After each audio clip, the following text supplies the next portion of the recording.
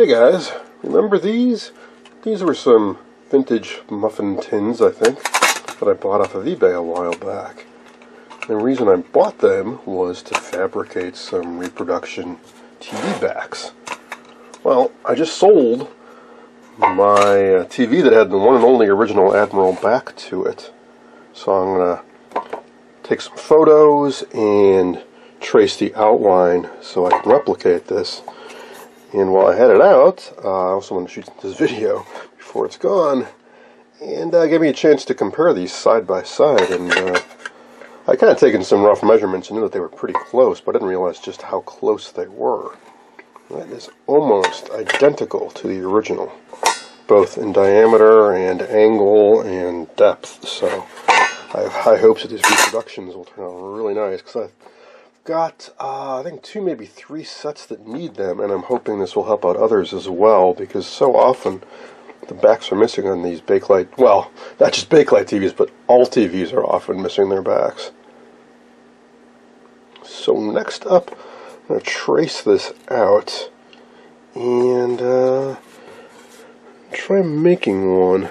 And I got a few choices of material. One is, well, one of my workbenches are made out of, which is masonite. But I've also got some, I guess called poster board. I got it at an art supply shop. So the problem with this stuff is it's a little tough to cut and even tougher to drill because it has a tendency to tear out.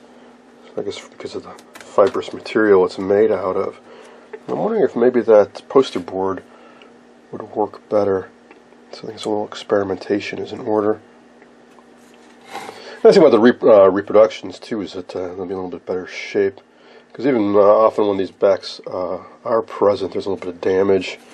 So very often the corners are a little chewed up. That's where the screws go in. And I believe there was a piece across the top here, and it was a slot.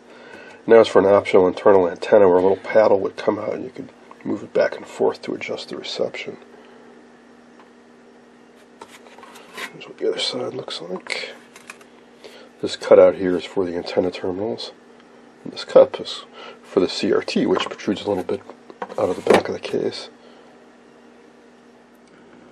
Here's one of my Admiral sets that's in need of a back. It's a brown Bakelite model 20X12.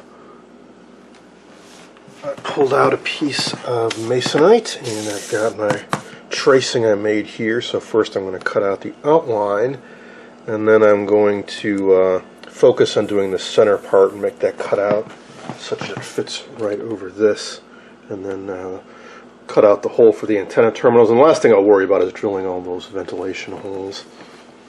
As you can see, the neck on the back of the CRT really does not stick out. It's just kind of like exactly flush with this.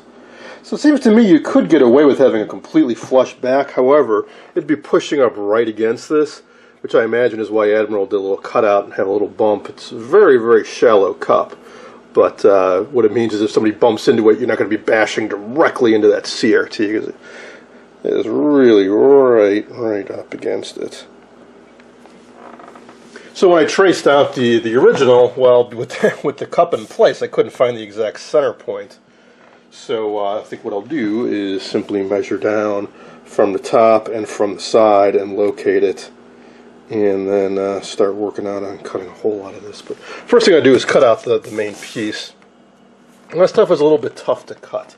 If you were to use something like a power saw, you're going to end up with a really ragged edge. So what I propose to do is to at least start cutting it with a really sharp utility knife. I've got some that I have a hardened steel blade in it. And at least start that on the shiny side, so it should give me a nice clean edge.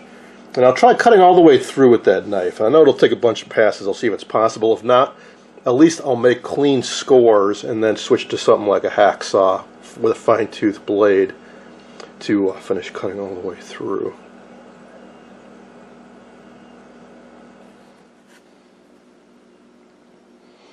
The back is coming along.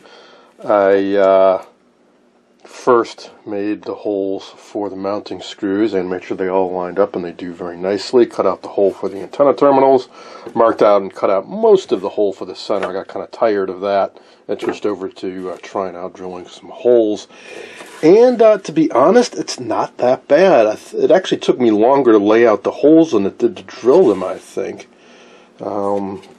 Especially because with the drill bit I'm using here, which is Montana brand Brad Point 3/16. I think the originals maybe were slightly larger, but this is pretty close. And this drills through it very easily and does not tear out the top, because it's got nice sharp sides to it. And as long as you use a good backing board, not much tear out on the back side either. So yeah, I mean, 10 minutes maybe to drill all these holes. I thought it would actually take a lot longer. So don't have a whole lot left to do. A little section of holes up here, then a little section here. So maybe another half hour of work, and I'll have this back pretty much done. And it'll just be a matter of drilling a few holes through the metal and the masonite, and then I don't know, maybe use some cap head screws and nuts, or maybe some pop rivets. Probably go with the screws in case I want to take this off for whatever reason, or somebody else does down the road. So the finished thing is going to look something like that, which is pretty darn close to the original, I think. And here is the final product. I ended up going with the cap head screws to hold that center piece on. And yeah, it's a little dinged up. That's how I got it off of eBay, and I actually think it adds a little bit of an authentic flavor to it. So about all that's left is to put it on the set and make sure it fits. All in all, it took me about an hour and a half. It actually took longer to lay out these holes than to drill them. Nice sharp bit, like I said, it just cuts through the stuff really easily. It actually was more difficult to cut off the sides than to drill all these holes, I thought. Next time around when I do this, I'm going to experiment with using a table saw, I think. Or actually, I don't have a table saw, but a handheld radial saw. See if I got a fine enough tooth blade that it can go through this without tearing it up too much. I only have plans to make one more of these in the near future, so I only have 2 sets that need them.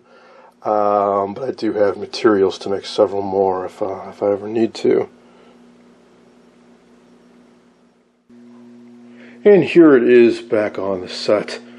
I'm happy to say it is a good fit, and it was less work than I thought it would be, and I think it's a pretty darn good facsimile of the original.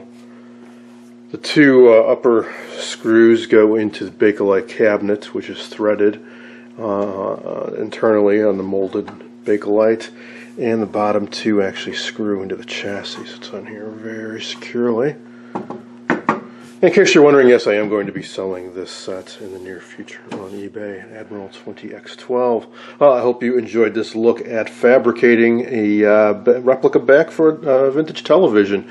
It's really not as much work as you might think, and I definitely recommend you give it a go if your set's missing the back. It very much protects the inside, both from people sticking their fingers in there, but also protects that very valuable CRT neck from getting damaged.